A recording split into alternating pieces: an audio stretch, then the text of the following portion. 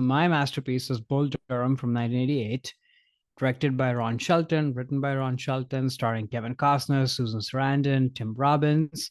Quick logline: a fan who has an affair with one minor league baseball player each season meets an up and coming pitcher and the experienced catcher assigned to him. Again, I'd never seen this movie before. And I was like, well, we're doing Kevin Costner. This is obviously his Hall of Fame. Mhm. I need to watch this movie finally, and was completely blown away by this movie. Like the fact that this movie exists and the time that it was made in is completely unbelievable to me. From every choice of casting, how each performer, the three leads, how they are playing, the world that's built in this movie, just from the warm, sweaty kind of, milieu of the place that they're in, just Mhm. like life around baseball, like how consuming that is for all these people. Again, it can be very corny and cheesy, but it all feels real and you want to go and live there. That's just how inviting this movie feels. And then Susan Sarandon, I mean, all three leads are amazing, but I think she owns the movie. Like a Mhm. character like this existing in a movie from that time, it just feels just so fresh and just so powerful. And then Tim Robbins, who's kind of playing this kind of idiot but really, capable and talented guy, again amazing. And they probably met on this movie, Susan I think Sarandon and so. Tim Yeah. Robbins, probably. Mhm. Yeah. Mhm. But then here comes Kevin Costner, who I don't think I've seen this energy from him completely, where, or in other places, where he is the silent type, like we've been talking about, but who is capable.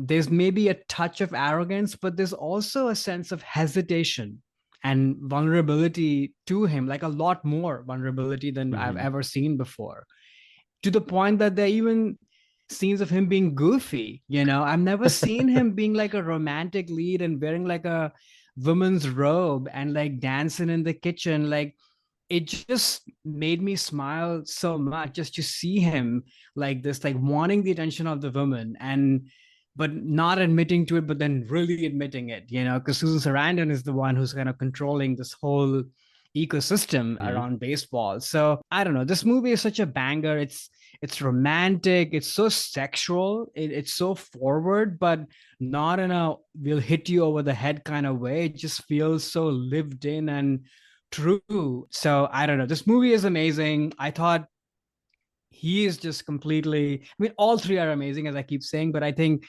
the reason this is a masterpiece for me is because I think he's firing on all cylinders, and he gets to show another side of his that I don't think I've seen from him, that side of vulnerability and goofiness. And I was like, oh my gosh, you're such a great, like romantic leading man. It's not something that I thought I would say about him, because I've always seen him in my mind as this kind of silent Mm. protector, Western guy, not very vulnerable or emotional. But you see all of that. And once again, it's kind of an homage to an actor from older times. And in this movie, actually more of a Henry Fonda. And I'll go as far as even saying Cary Grant, because he has just such Mm. charm and physical kind of vulnerability to him. This is a total knockout.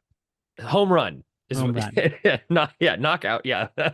Yeah. So I actually had never seen this movie either. This Oh is, wow. yeah, the two big Costner films I never seen was this one and Bodyguard. So I'm glad that you brought both of them in here. I definitely agree with you in the Susan Sarandon for sure is like, I don't want to say steals the movie because everything else works too, but she is the energy that drives this thing forward, and a role and a character that like I've not seen in a movie before. Like this very Yeah. confident woman who is controlling this entire sort of minor league baseball circuit. Controlling sounds Machiavellian. She's a major force in sort of picking the people that are going to be the next big thing to go up to the majors, and just with her confidence, but then also with the Kevin Costner where she can't be with him because she's already chosen Tim Robbins, and there's that sexual tension there between them. And so probably, yeah, one of the hottest movies I've seen in terms of that. Hmm. Like the chemistry between Kevin Costner and Susan Sarandon, and just they don't make this in movies anymore either. Very wet as opposed to dry, is what I know we've mentioned that before.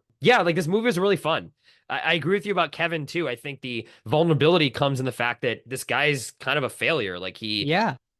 gets pushed back down to a lower minor league team, was in the majors for what he said, like 20 minutes or something, or 1 inning at one Mm, point, and that's all he ever played in the majors. And then at the end of the movie, he gets basically loses even more and gets right. pushed down again. So I think that is something that typically he doesn't lose this much, even though he wins the girl in the end and wins a lot of other things with himself. But I think Right. that is, it was interesting to see that side of Kevin too. He's not like this cool, confident, super successful, Major League Baseball player coming in and just showing Tim Robbins the ropes. He's really being used, honestly, by his organization to get Tim Robbins better. And then, they cast him aside, and Right. he probably knew that was going to happen anyway. They're not hiring him for his talents. So that was very interesting too. And, the iconography of Americana is like all over this thing. Like Yeah. everyone is dressing like it's the 50s, even though it's the late 80s. The cars are from the 50s. They use a lot of, rock around the clock and all these other 50s, rock and roll, early rock and roll stuff. So it really does feel like classic Americana in that way. Obviously baseball too. And so Kevin sort of fits right into that so well. Yeah, this is a really fun movie that I'm glad I finally saw.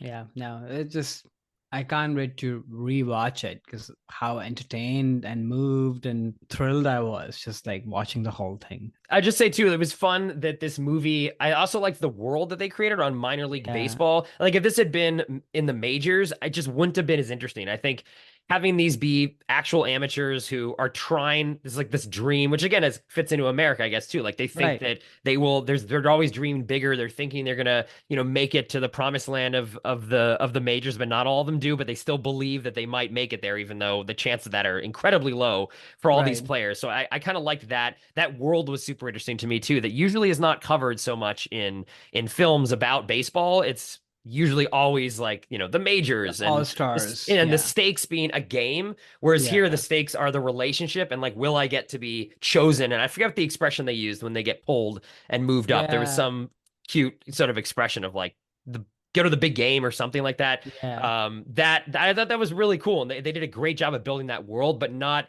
distracting you from the character interactions, which I think is what Totally. makes this movie work so well. Totally. And everybody's flawed in some way or the other. And yes, it's about being chosen and doing well, but I think it's also about just being in the world, like it's just living and which is again very American in my mind that yes, Mm-hmm. people have dreams and aspirations, but it is also about the day to day, Mm-hmm. people are kind of overcome by it. Hi there, it's Alex. If you like the review and discussion Karan and I just had, make sure you subscribe to our channel, Movies That Shaped Us, to get full episodes. Every other Wednesday, Karan and I review a new release and then discuss 6 other movies made by that film's actor or director and how they shaped us. Subscribe right now or follow our podcast on Spotify or Apple Podcasts via the link in the description below. Hope you join us for the journey.